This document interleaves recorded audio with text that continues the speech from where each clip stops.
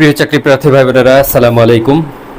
আপনারা যারা এনটিআরসি এর 19তম শিক্ষক নিবন্ধন পরীক্ষা দিবেন, আপনাদের জন্য এই ভিডিওটি খুব গুরুত্বপূর্ণ। কারণ আপনারা জানেন যে আগামী এনটিআরসির পরীক্ষাটি খুব জটিল পরীক্ষা হবে। আপনারা জানেন এমসিকিউ পরীক্ষা দিয়েই আপনাদের ভাইবা নিবে, তারপরে আপনাদের কিন্তু চাকরি হবে। সেই জন্য প্রশ্নটা একটু জটিল হতে পারে। সেজন্য আমি বাংলা ব্যাকরণের যে উপসর্গ রয়েছে সেই উপসর্গ থেকে কি ধরনের প্রশ্ন আসতে পারে, যদি কঠিন প্রশ্ন করে, খুব কঠিন, তাহলেও কি ধরনের প্রশ্ন আসতে পারে উপসর্গ থেকে, সেই বিষয়ে এই ভিডিওতে আলোচনা করব।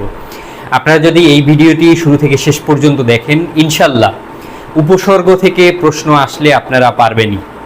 আপনারা যে ধরনের নর্মালি যে ধরনের উপসর্গ থেকে যেই সকল কোশ্চেন আপনারা পড়ে আপনাদের মাথাটাকে আপনারা ভর্তি করে ফেলেন। আজকে একটি ব্যতিক্রমধর্মী ক্লাস হবে, যেই ক্লাসটা আপনারা করলে ইনশাল্লাহ আপনাদের মাথা খুলবে, আপনারা প্রশ্ন দেখে আপনারা উত্তর করতে পারবেন। তো চলুন শুরু করি। দেখেন উপসর্গতে যে কি ধরনের যদি একটু জটিল কোশ্চেন আসে, কি ধরনের কোশ্চেন আসতে পারে। তো দেখেন, প্রথমেই আমি আরবি উপসর্গ এখানে সাজিয়েছি। দেখেন আরবি উপসর্গ কেন? কারণ এই আরবি উপসর্গ থেকে সবচেয়ে বেশি কোশ্চেন হয়ে থাকে। যদি কঠিন প্রশ্ন করে তাহলে সেটা কি ধরনের আসতে পারে। যেমন একটা উপসর্গ, আপনি একটা শব্দ উঠিয়ে দিতে পারে যে লাপাত্তা শব্দটিতে লা যে উপসর্গটা রয়েছে, এটা কি অর্থে ব্যবহার করা হয়েছে। লাপাত্তা শব্দে লা উপসর্গটি কি অর্থে ব্যবহার করা হয়েছে। আপনার অনেকগুলো অপশন থাকবে, যে সাধারণ, বিশেষ, না, অভাব।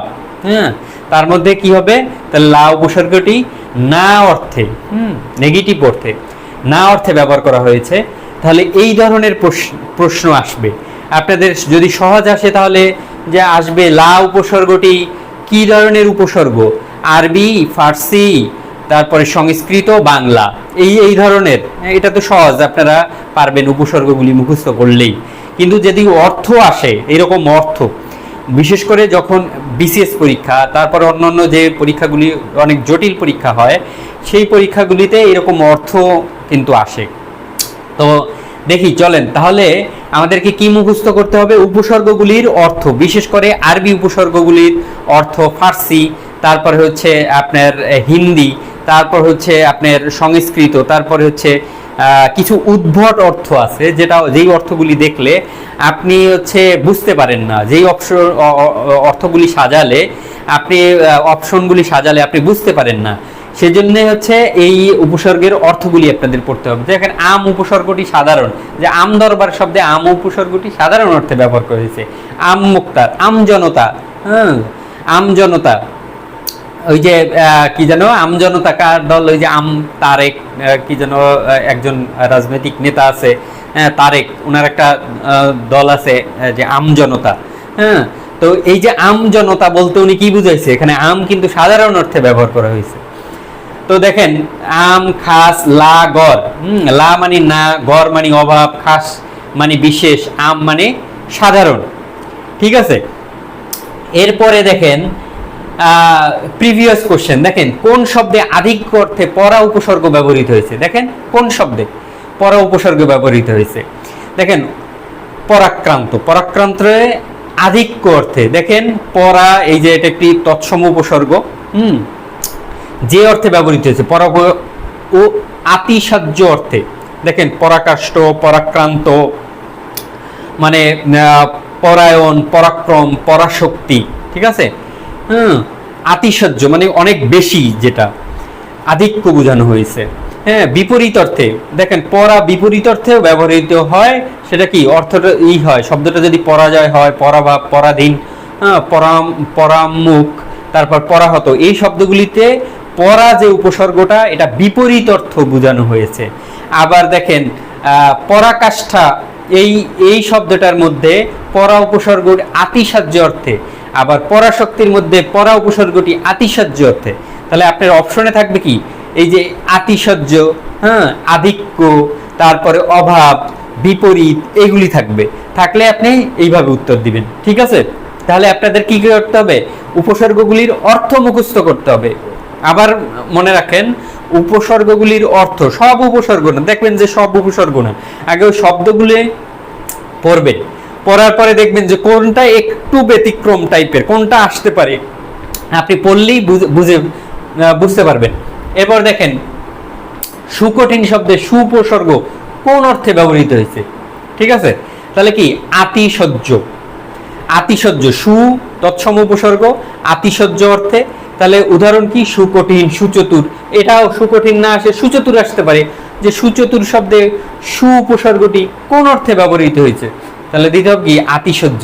এই আতিশয্য, যেই উপসর্গটার অর্থ আতিশয্য, ওইটার যে উদাহরণগুলি আছে, শব্দগুলি আছে, ওইগুলি বেশি করে মুখস্থ করবেন। ঠিক আছে, তাহলে আপনাদের উপসর্গ নিয়ে আর কোনো দুশ্চিন্তা থাকবে না। ঠিক আছে, কঠিন আসলে এইগুলো থেকে এইভাবে কোশ্চেনই আসবে, এর চেয়ে বেশি কঠিন আসার সুযোগ নাই। এরপরে দেখেন উপসর্গ, দেখেন মাত্র 10 মিনিট সব উপসর্গ কিভাবে আপনি মুখস্থ করবেন। বাংলা উপসর্গ আছে 21টি। হ্যাঁ, যদি এইভাবে মুখস্থ করতে না পারেন, এই যে দেখেন একটা কবিতা আকারে দেয়া আছে, আপনি এই কবিতাটা মুখস্থ করে ফেলবেন, তাহলে ইনশাল্লাহ এই উপসর্গগুলি আপনার মনে থাকবে। আবার দেখেন সংস্কৃত উপসর্গ আছে কয়টা? 20টি। এই 20টি উপসর্গ আপনি এই কবিতা আকারে এইভাবে মুখস্থ করে ফেলতে পারবেন। এই সেন্টেন্সটা মুখস্থ করে ফেলবেন, আপনি দেখবেন যে সব আপনার উপসর্গগুলি মনে থাকবে। এরপর আরবি উপসর্গ, গড়, আম, খাস, লা, বাজে। এবং ইংরেজি হেডমাস্টার, সাপ, পাগল, ফুল চালাক। এইভাবে আপনি মুখস্থ করে ফেলতে পারেন। ফার্সি উপসর্গ এইভাবে মুখস্থ করতে পারেন। হ্যাঁ, হিন্দি উপসর্গ মুখস্থ করে ফেলতে পারেন। আপনাদের সবচেয়ে ইম্পর্টেন্ট হচ্ছে ওই উপসর্গগুলির অর্থটা। কোন শব্দ, একটা উপসর্গ দিয়ে যখন নতুন শব্দ গঠন করা হয়, সেই শব্দটার মধ্যে ওই উপসর্গটা কি অর্থে ব্যবহৃত হয়েছে, এটাই হচ্ছে সবচেয়ে গুরুত্বপূর্ণ। ঠিক আছে, এই যে দেখেন অঘা, হ্যাঁ, এই যে অঘারাম, অঘাচণ্ডী শব্দে অঘা উপসর্গটা কি? বোকা অর্থে। ঠিক আছে, অজ উপসর্গ নিতান্তই মন্দ, অজপরাগা, অজমূর্খ, অজপুকুর। ঠিক আছে, এইগুলি একটু মুখস্থ করবেন, অর্থটা মুখস্থ করবেন। আর শব্দগুলি দেখবেন কোনটা আপনার পরীক্ষায় আসতে পারে, কোন শব্দটার মধ্যে কোন উপসর্গটা কি অর্থে ব্যবহৃত হয়েছে, এইটাই একটু বেশি বেশি আপনারা পড়বেন, ইনশাল্লাহ আপনাদের কমন পড়বে। দেখেন যে উপসর্গ যে অর্থে ব্যবহার করা হয়েছে। এরপর দেখেন প্রিভিয়াস কোশ্চেন, দেখেন সুকঠিন শব্দে সু উপসর্গ, অধিকার অর্থে অধি উপসর্গটি কি অর্থ নির্দেশ করে? দেখেন আধিপত্য। এরপর দেখেন নিদাক শব্দে নি উপসর্গটি কোন অর্থে দোতনা বুঝিয়েছে? দেখেন আতিশয্য। তার মানে দেখেন এইগুলাই কিন্তু কঠিন, এর চেয়ে কঠিন কি আসবে? এর চেয়ে আর যা আছে ওগুলো সহজ, যে এই উপসর্গটা কোন ধরনের উপসর্গ, কোন ধরনের উপসর্গ, এই ধরনের কোশ্চেনই কি আপনার আসতে পারে। এই ছিল আজকের উপসর্গ বিষয়ক ভিডিও। এর পরবর্তী ভিডিও যদি আপনি পেতে চান, যে সবচেয়ে কি ধরনের, এই আলোচনাগুলি কিন্তু আমি অনেক হায়ার লেভেলের আলোচনা, যে এইগুলো থেকে সবচেয়ে বেশি কোশ্চেন হয়ে থাকে। যেমন ব্যাংক, আপনি বিসিএস বলেন, এবং যে পরীক্ষায় আসুক না কেন, একটু কঠিন টাইপের উপসর্গ থেকে যদি কোশ্চেন আসে, তাহলে উপসর্গগুলির অর্থ আসবে। আমার ভিডিওগুলি যদি ভালো লেগে থাকে, অবশ্যই ভিডিওটি সাবস্ক্রাইব করবেন এবং শেয়ার করবেন। সবার আগে ভিডিও পেতে নোটিফিকেশন অন করে রাখবেন। ইনশাল্লাহ আমি NTRCA বলেন এবং শিক্ষক নিয়োগ, যে কোনো শিক্ষক নিয়োগ পরীক্ষা বলেন বা চাকরির পরীক্ষা বলেন, সব ধরনের ভিডিও আমি আপলোড করি। সব ধরনের ভিডিও সহজভাবে মনে রাখার জন্য ভিডিও পেতে হলে আমার এই চ্যানেলটি সাবস্ক্রাইব করবেন। ধন্যবাদ, আসসালামু আলাইকুম।